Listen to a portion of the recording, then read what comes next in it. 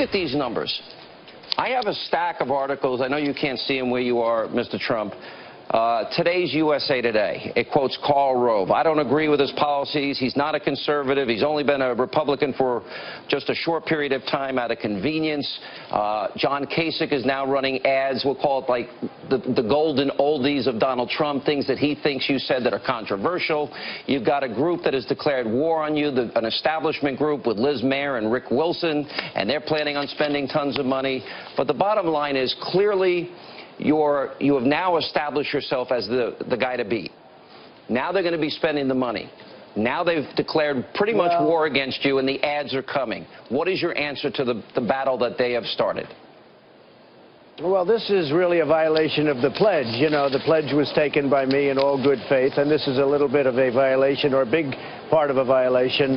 As far as, you know, like a guy like Kasich, he's so far down in the polls, he's embarrassed. He's the governor of Ohio. I'm beating him in Ohio soundly in the polls, and I'm killing him. I think he's down to 2 now. I mean, I think he'll probably have to get out of the race. So this is just desperation for him. He probably doesn't want to do it, but he's got no choice. Karl Rove is a loser. I mean, Karl Rove has been hitting me for years now, and you know, he still thinks Mitt Romney won the election. This guy doesn't know what he's doing. He spent hundreds of millions of dollars on elections and didn't win one of them. And then last time, in order to get a couple of victories, he went to sure things. I think over the last year and a half, he went to sure elections because he had to get some victories under his belt with the money that he rips off from people. So Karl Rove has been a loser for a long time. The most important poll is also in the Fox poll, and you see it, that I'm beating Hillary Clinton very soundly. You're beating Hillary Clinton in a head-to-head matchup. That's right. Right. So my question to you, though, is obviously the establishment's going to spend millions and millions now. I mean, you see the articles. I assume you're reading them. And I assume that there's going to be some response from you. What is it? And are you considering going third party? I mean, because that came up yesterday. Let me put it this way.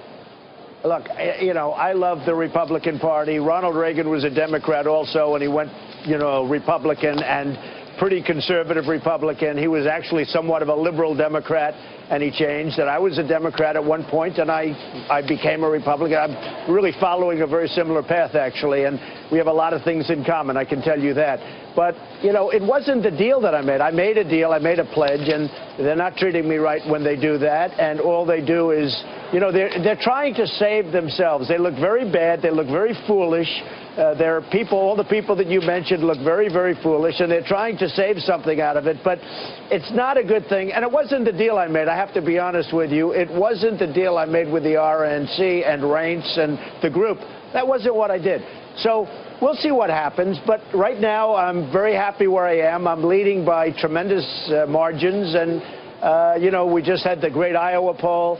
In New Hampshire, we're leading by tremendous. South Carolina, which you didn't mention, we're leading by a tremendous amount. And hopefully we can carry that on to the end, and I'll win the election. But, you know, I love the Republicans. I'm a conservative guy, and we'll see what happens. All right. You made the deal with Reince. Are you happy with Reince previous? Are you happy with the RNC? Karl Rove is not a part of that. These other groups, establishment groups, money groups, are not a part of that. So are you going to hold Reince and the RNC responsible and threaten to go third party even though he's not involved? Well, I'm just going to look at it. He's a nice person. He's a nice man. We get along great. But, you know, I mean, there should be some semblance of order within the party. They've lost so many elections. Romney should have won the last election.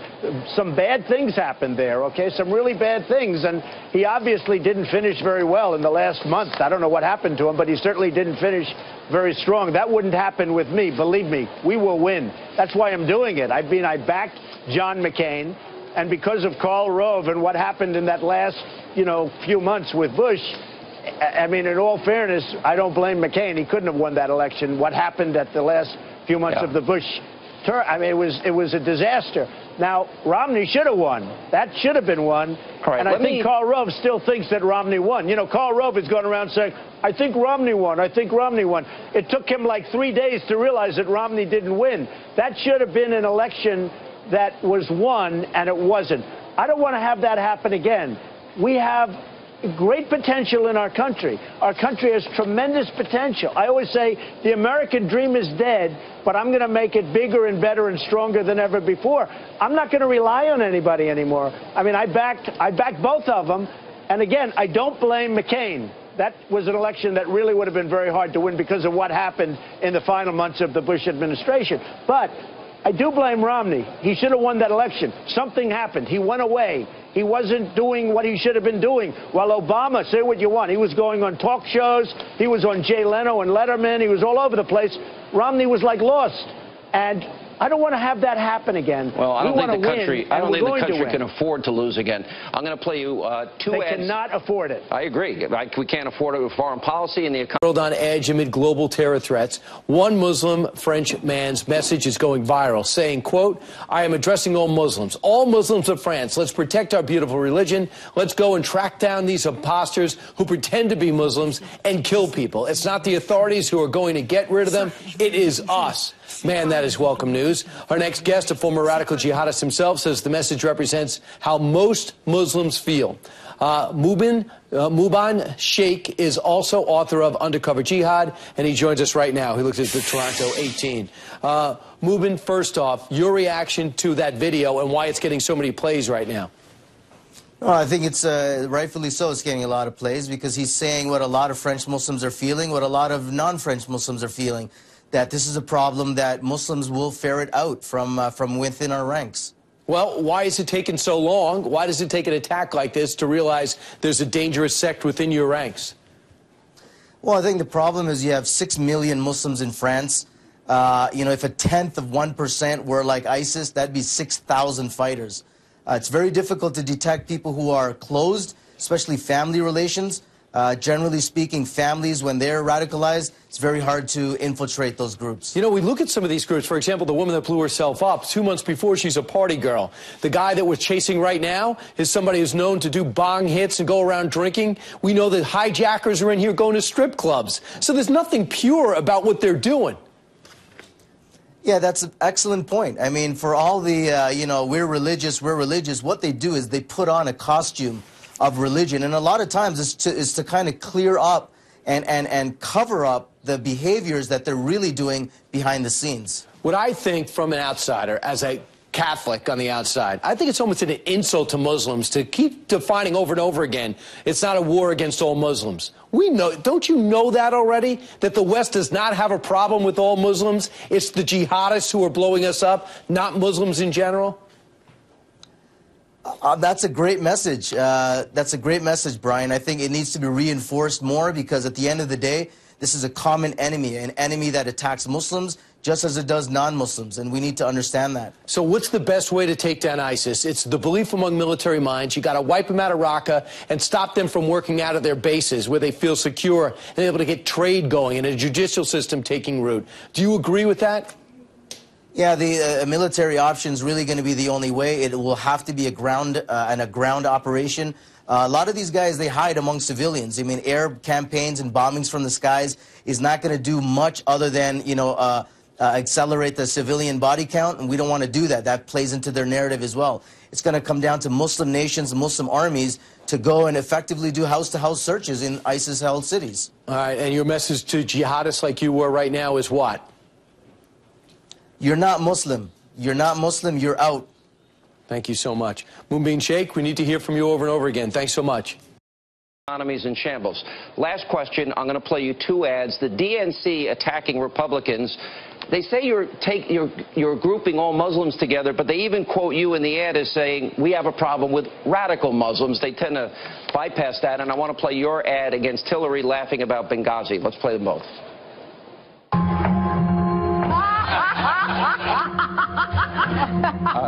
Including FBI officials. Look. Well, I don't know why that's funny.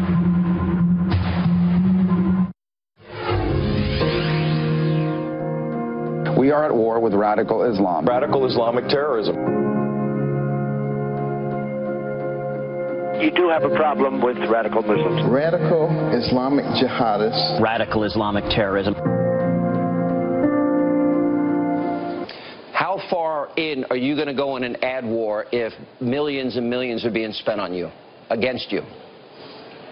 Well, look, I built a great company. The company is amazing. It's, you know, it's peanuts we're talking about. I'm going to spend whatever I have to spend. I'm going to spend what I need to spend.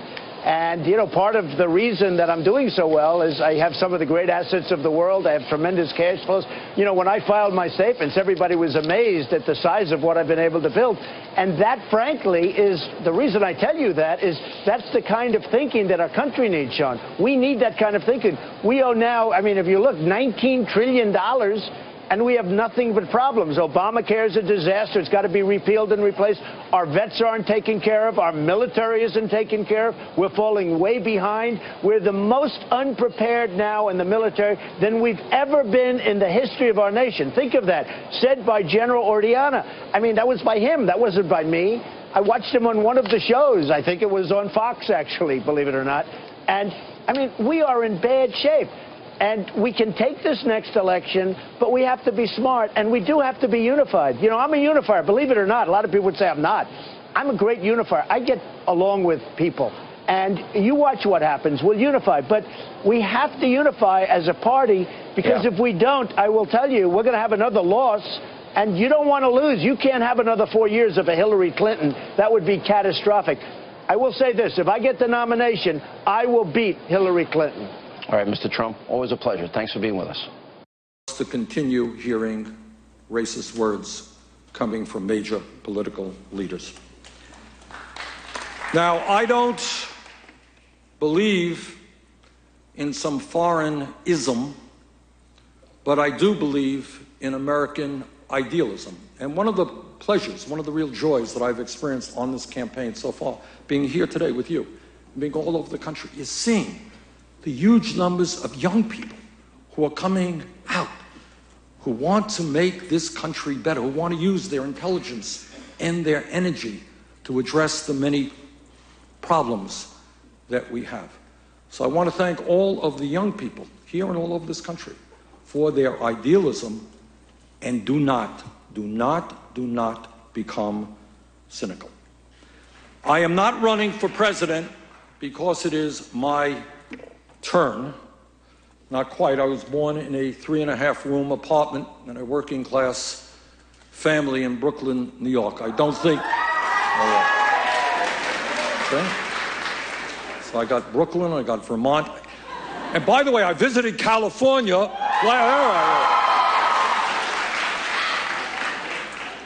But in seriousness, it is not quite my turn. That's not why I'm running for president. But I am running for president in order for all of us to be able to live in a nation of hope and opportunity, not for some, but for my 7 grandchildren and for all of you. Nobody understood better than Franklin Delano Roosevelt the connection between American strength at home and our ability to defend America around the world. And that is why he proposed a second Bill of Rights in 1944. And he said in that very same State of the Union, and I quote again, "America's own rightful place in the world depends in large part upon how fully these and similar rights have been carried into practice for all our citizens. For unless there is security here at home, there cannot be lasting peace in the world," end quote. Now, I am not running for president to pursue reckless adventures abroad, but to rebuild America's strength at home. I will never hesitate to defend this nation, but I will never send our sons and daughters to war under false pretense or pretenses about dubious battles with no end in sight.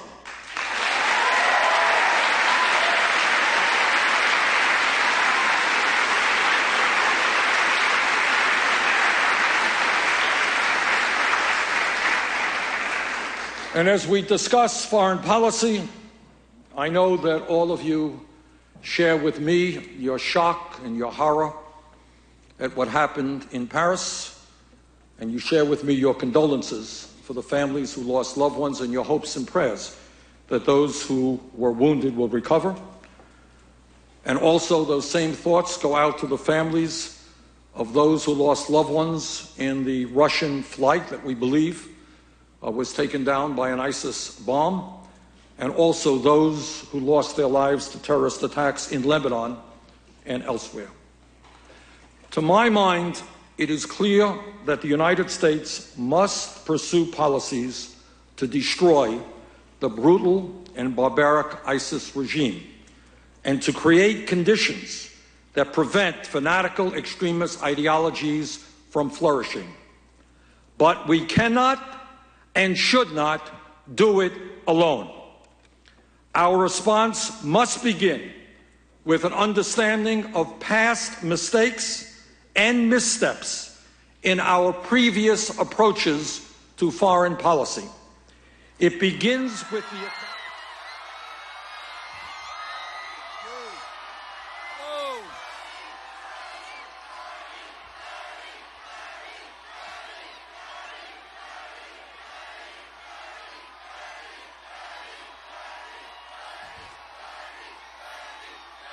Thank you.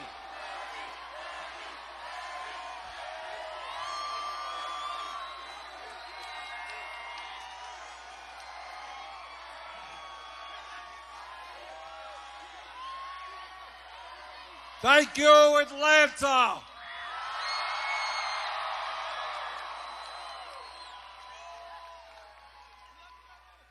You know, we've done a lot of events throughout the South, but we've never had a turnout like this. Thank you very much.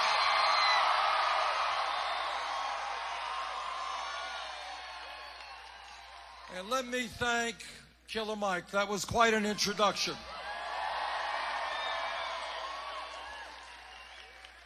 Now, Killer Mike is, as you all know, a great rapper, but he is a lot more than that. He's trying to talk truth throughout this country and, in fact, throughout the world, trying to bring people together. Mike, thanks very much for what you're doing.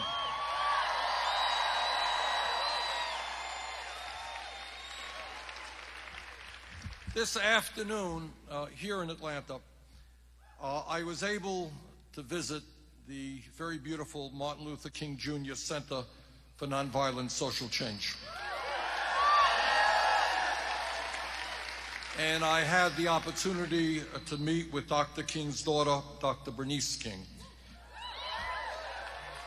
And to me, that was a very moving visit because Dr. King is one of my heroes and clearly one of the great leaders in the modern history of the United States of America.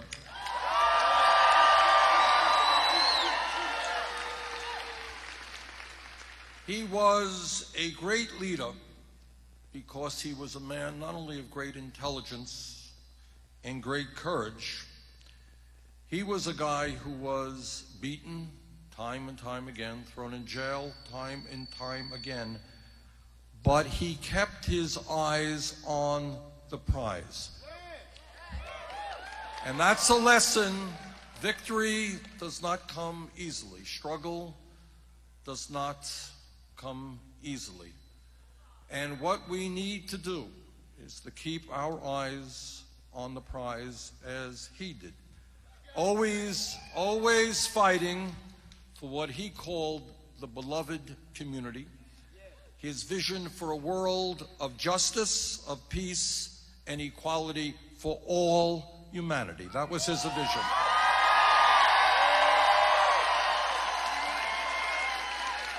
And Dr.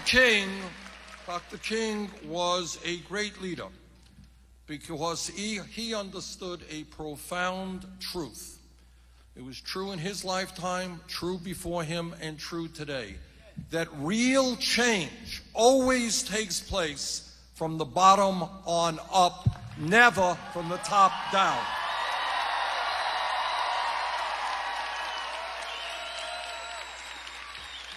And that's why he and his associates were extraordinary organizers, organizing millions of people throughout this country to stand up to racism, to stand up to segregation, and to create a more just society.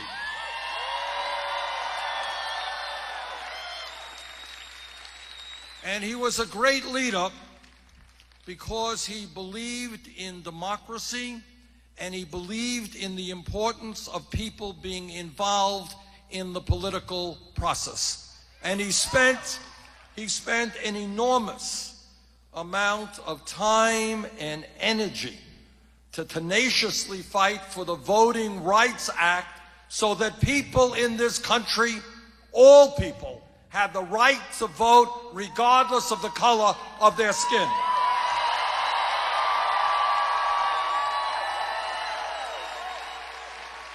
And that's a lesson, and Killer Mike just made that point, that I want all of you and all Americans to appreciate. It's not only Dr. King.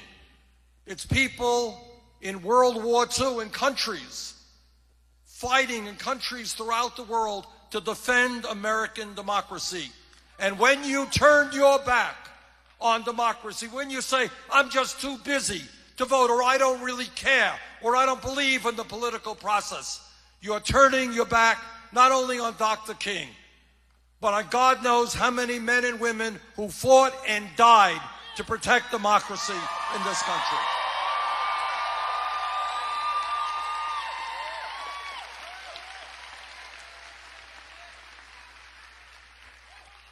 And Dr. King was a great leader because he continued to grow and expand his vision. Now, you don't necessarily know this if you watch the TV, but the truth is, he did much more than just fight segregation and racism. What he did against enormous opposition from the establishment, opposition from people who contributed money to his organization, he said, you know, I, Dr. King, have been a proponent of nonviolence my entire life. And I see America engaged in a war in Vietnam that they should not be engaged in. And I must speak out against that war.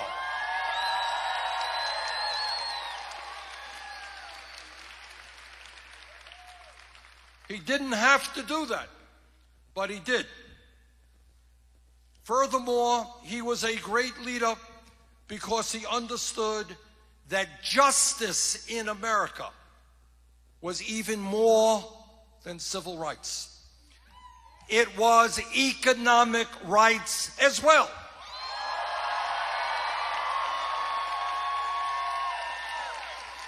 And what he said was that, of course, we have to end segregation at lunch counters and at hotels and at universities and schools. But then he also said, what difference does it make if a family can't afford to send their kid to those schools or eat in that restaurant?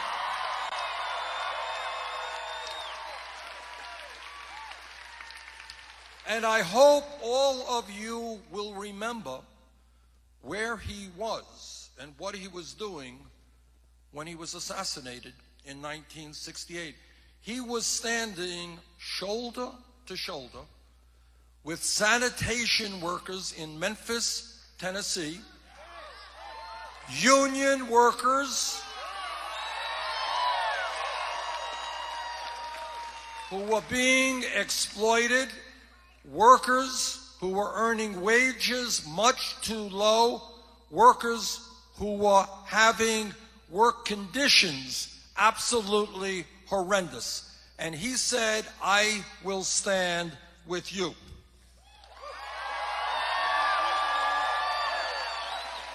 Because he understood that to be free in America meant that you have to have economic rights. You have to earn a living wage.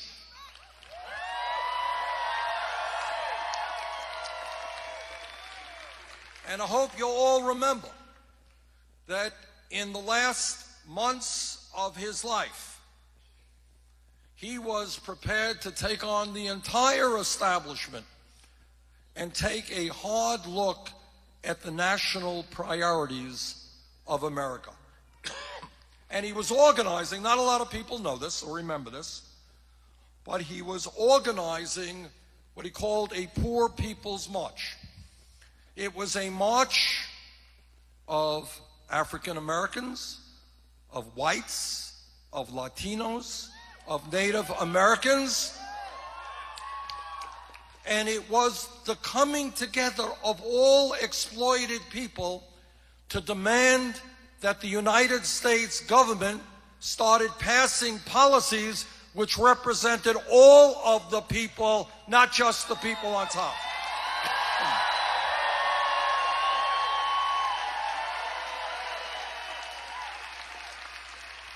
And in fact, in the last months of his life, he talked about a nation which had socialism for the rich and rugged individualism for the poor.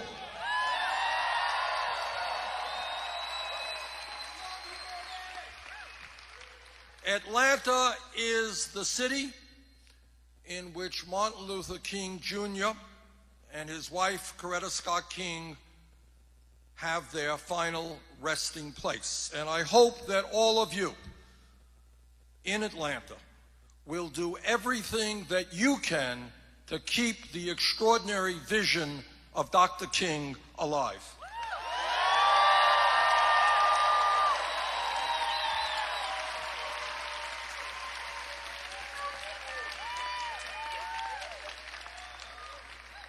And what I want to do, and what we've been doing throughout this campaign, and the reason why I think our campaign has had as much success as it has had, is that we are simply treating the American people with intelligence.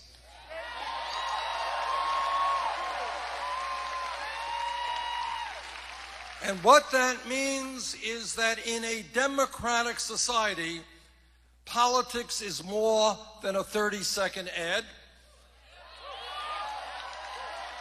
Politics is the need to lay out on the table the problems facing our country and in a respectful, intelligent way, figure out how we go from here to there.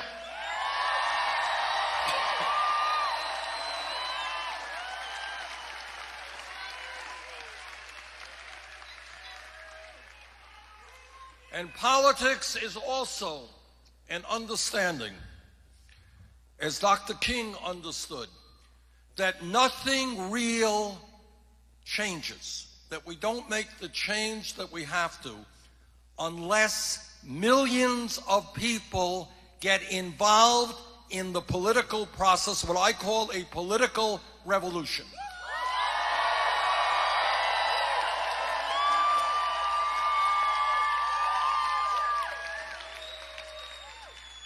And when all across this country, working people and low-income people and people of color and people who are gay and people who were born in other countries, when we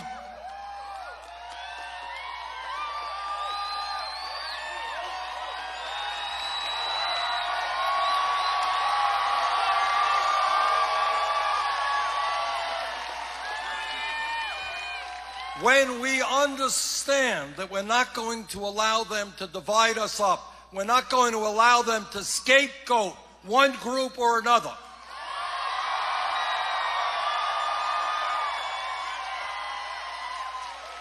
When we come together and when we say loudly and clearly, enough is enough, that this great country and our government belong to all of us, not just a handful of billionaires.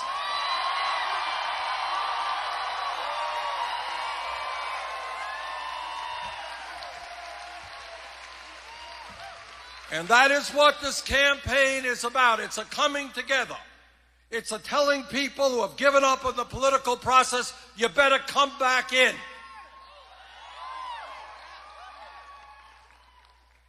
And when we talk about politics in America, let me tell you what no other candidate for president will tell you, and that is that no president, not Bernie Sanders or anybody else can do it alone. That unilateral military action should be a last resort, not a first resort.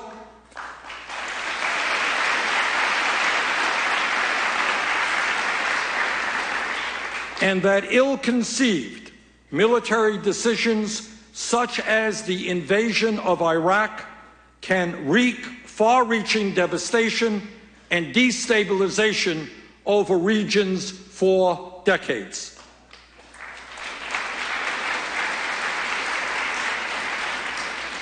It begins with the reflection that the failed policy decisions of the past, rushing to war, regime change in Iraq, or toppling Mohammad Mossadegh in Iran in 1953. Mossadegh was the president. CIA and others got rid of him to protect British petroleum interests. The Shah of Iran came in, a brutal dictator, and he was thrown out by the Islamic Revolution, and that is where we are in Iran today. Decisions have consequences, often unintended consequences. So whether it was Saddam Hussein or Mossadegh or Guatemalan President Arbenz in 1954 in Guatemala, Brazilian President Goulart in 1964, Chilean President Allende in 1973. This type of regime change, this type of overthrowing governments we may not like, often does not work, often makes a bad and difficult decision even worse. These are lessons we must learn.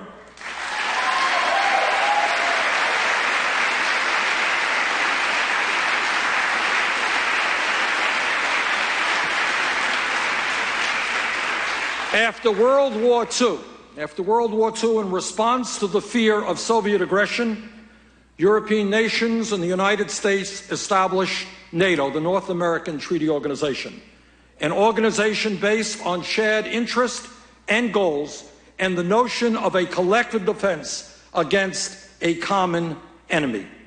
It is my belief that we must expand on these ideals and solidify our commitments to work together to combat the global threat of terror. We must create a new organization like NATO to confront the security threats of the 21st century, an organization that emphasizes cooperation and collaboration to defeat the rise of violent extremism and, importantly, to address the root causes underlying these brutal acts. We must work with our NATO partners.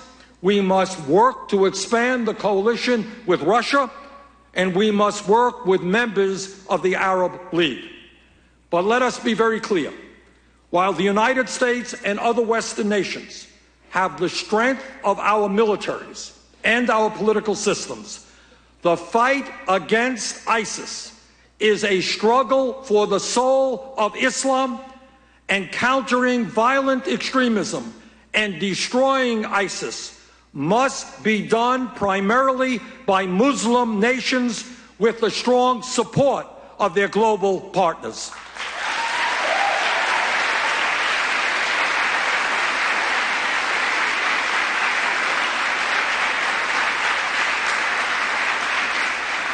Now, this has been my view long before Paris, but I am very happy to tell you that these same sentiments have been echoed by people like Jordan's King Abdullah II in a speech just Sunday, in which he said that terrorism is the greatest threat to our region, the Gulf region, Middle East, and that Muslims must lead the fight against it. He noted that confronting extremism is both a regional and international responsibility, and that it is incumbent on Muslim nations and communities to confront those who seek to hijack their societies and their religion with generations of intolerance and violent ideology. And let me congratulate King Abdullah not only for his wise remarks, but also for the role that his small country is playing in attempting to address the horrific refugee crisis in that region.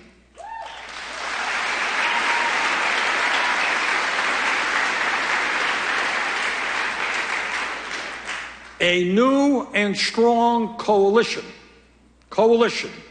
of Western powers, Muslim nations, and countries like Russia must come together in a strongly coordinated way to combat ISIS, to seal the borders that fighters are currently flowing across, to share counterterrorism intelligence, to cut off the spigot of terrorist financing, and to end support for exporting extremist ideologies. Now, what does that mean? What it means is that in many cases, we must ask more from those countries in the Gulf region. While Jordan, Turkey, Egypt, and Lebanon, in their own ways, have accepted their responsibilities for taking in Syrian refugees, other countries in the region have done nothing or very little. Equally important, and this is a point that may make some people uncomfortable, but it is a point that must be made. Countries in the region, like Saudi Arabia, Kuwait, Qatar, the UAE, countries of enormous wealth and resources, have contributed far too little in the fight against ISIS. That must change.